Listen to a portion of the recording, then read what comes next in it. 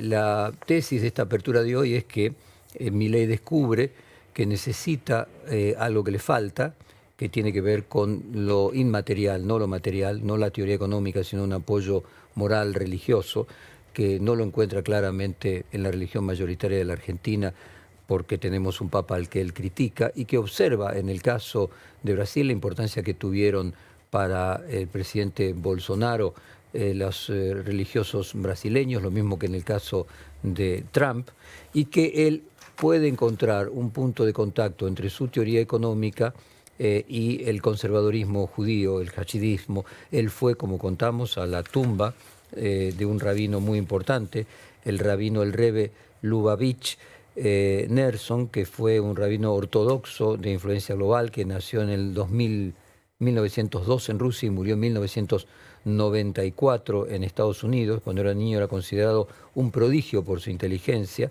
En 1928 se casó con Chaya Muska, hija de Jofer Sitchat-Nerson, el sexto rebbe del movimiento hasídico Chabad Lubavitch Rama, que más tarde él profesó. Estuvieron casados hasta la muerte de su esposa, no tuvieron hijos.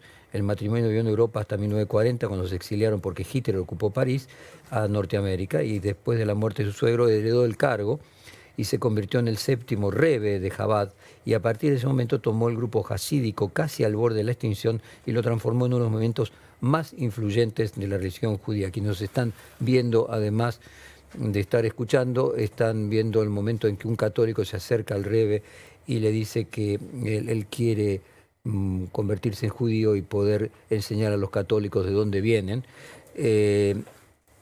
La importancia que tuvo Nerson en Estados Unidos hizo que recibiera la visita de líderes mundiales como John F. Kennedy, Franklin Roosevelt, Ronald Reagan y Jimmy Carter.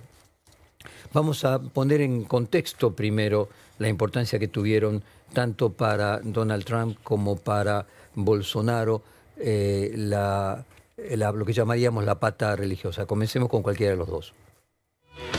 En cada campaña presidencial, un candidato se presenta como guardián de los valores cristianos, promoviendo las ideas evangélicas para obtener su voto. Ronald Reagan lo hizo. También lo hicieron los Bush y, más sorprendentemente, Donald Trump. Soy el elegido. Siempre apoyaré a la comunidad evangélica. En Estados Unidos no alabamos al gobierno, alabamos a Dios.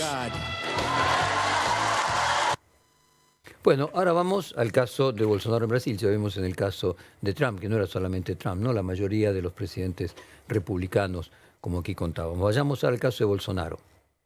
Que está siendo bautizado en las aguas del río Jordán es Jair Bolsonaro. La ceremonia evangélica tuvo lugar en el 2016, 2 años antes de que fuera elegido presidente. Esta ceremonia sella su alianza con estos protestantes que a veces son muy conservadores.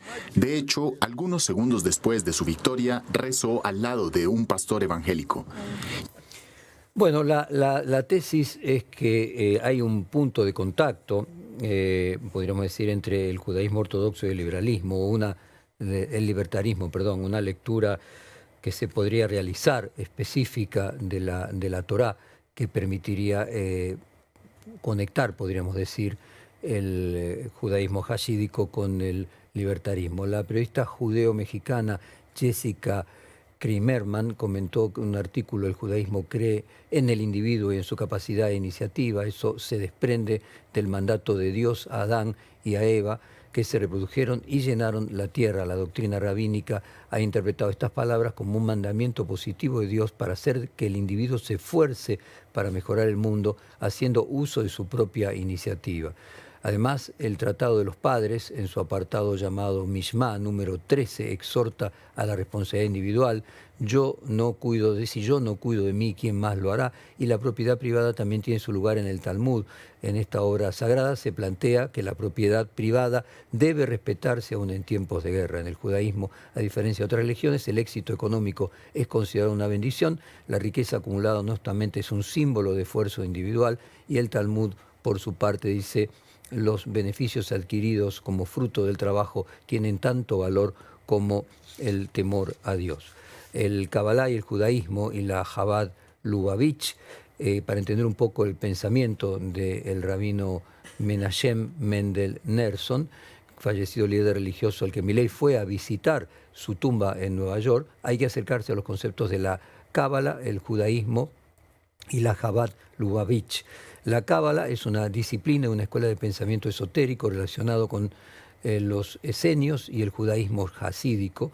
El hasidismo es un movimiento del judaísmo ortodoxo. Su fundador fue un místico llamado Israel Ben Leiser, un rabino que enseñó que la adoración a Dios debe ser gozosa. Se diferencia de otras formas de la práctica judía en la forma en que se organizan los grupos llamados dinastías hasídicas, gobernadas por rabinos cuyo liderazgo corre dentro de la propia familia. El rabino gobernante de cada grupo es considerado como un intermediario entre los humanos y Dios, contrariamente a la visión común, donde los individuos tienen a la visión común judía, donde los individuos tienen una relación directa con Dios sin ningún intermediario. Chabad Lubavitch es una organización judía yacídica con sede central en el barrio de Crown Heights, en Brooklyn, en la ciudad de Nueva York.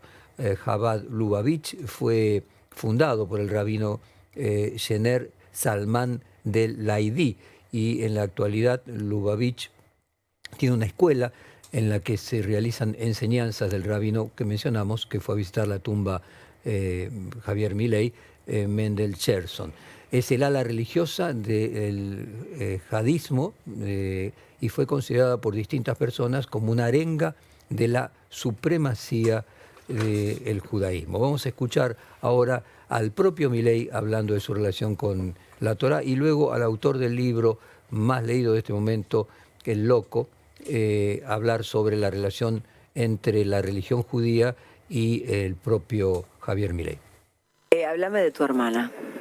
Mirá, ¿Qué es tu hermana en tu vida? Ayer la veía, la veo hoy, la veo siempre que viene con vos y vos tenés una devoción por ella que a mí me genera algo muy especial, el vínculo que vos tenés con tu hermana. mirá, vos sabés que Moisés era un gran líder, pero no era bueno divulgando. Y entonces Dios le mandó a Aarón para que, digamos, divulgue. Bueno, Cari es Moisés y yo soy el que divulga, nada más. Soy solo un divulgador.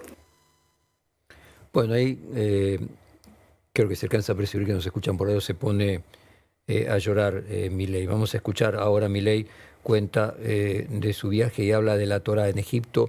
El pescado no era gratis. Vos sabés que la frase famosa de Milton Friedman, que no hay tal cosa como un almuerzo gratis, ¿sabés de dónde viene? ¿De dónde? De la Torá. Friedman era judío polaco. Sí. Bueno, la frase... No, lo señalo porque creo que Carlito te quería hacer una pregunta vinculada con eso. Por eso entonces, la frase está inspirada en la Torá.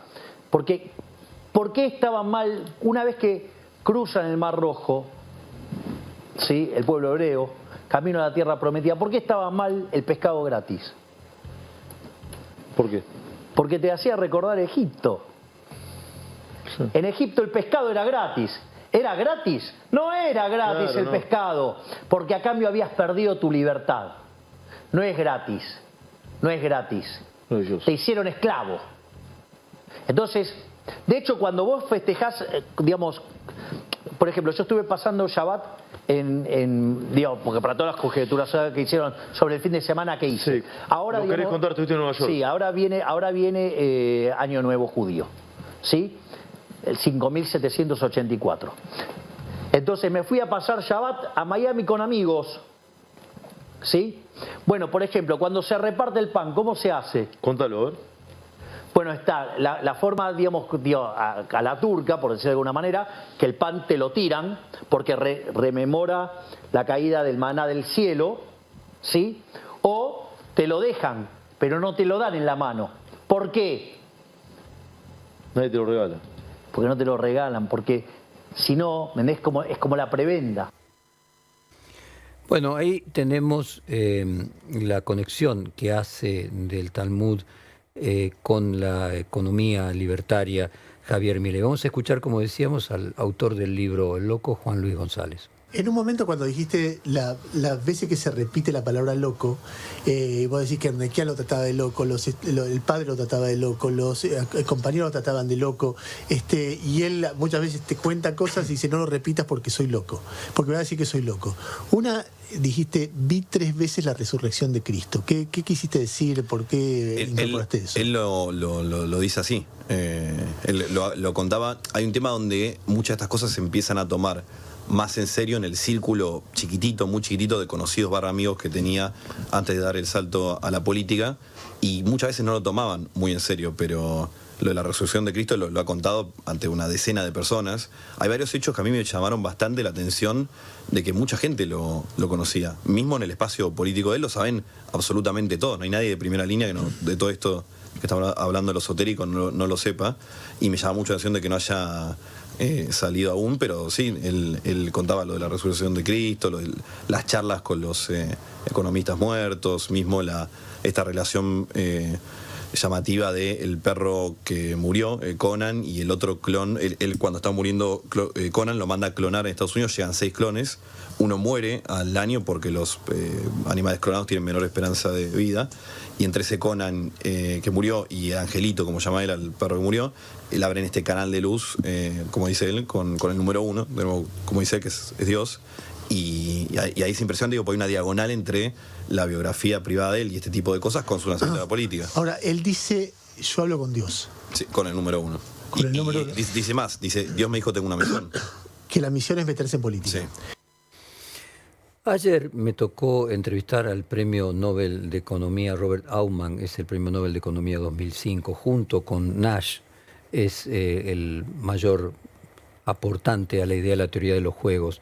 Y él me decía ayer, es además muy religioso, un judío muy religioso, él me decía ayer, hacía muchas referencias sobre el Talmud y la economía. La teoría de los juegos es fundamental en la explicación de la teoría económica. Él decía que además del futuro, es decir, que en la teoría de los juegos uno anticipa el futuro en la relación que va a tener con el intercambio con esa persona, es también muy importante la amenaza del castigo, juega un rol muy importante en la teoría de los juegos. El ser humano necesita amenazas y castigos para corregir sus conductas. Y luego dice, la ética no mueve la cooperación en la teoría de los juegos, sino el egoísmo. Hay en la naturaleza humana la búsqueda de obtener incentivos y de evitar el castigo. Yo creo que es una tesis que el tiempo verá cuán correcta es. En la búsqueda de encontrar una pata religiosa, como se llama vulgarmente en política, una pata, ustedes recordarán cuando era la alianza y se decía la pata peronista, que le falta, o que percibe Milei que le falta, así como le faltaba una pareja, le faltaba un sustento metafísico, no solamente material. Creo que él encuentra en el movimiento hasídico y la ortodoxia conservadora judía la forma de darle sustancia metafísica, darle sustancia religiosa a su teoría económica, y que él encuentra no solamente en él mismo, sino otros economistas importantes de los Estados Unidos. Él cita a Milton Friedman, que no podríamos decir que sea un libertario absoluto, pero sería la versión light de los libertarios, sería como él llama un minarquista, que también tomaba ejemplos de la Torá. O sea, una lectura hermenéutica de la Torá que permite darle sustento a que Dios premia también el desarrollo material del hombre en la tierra.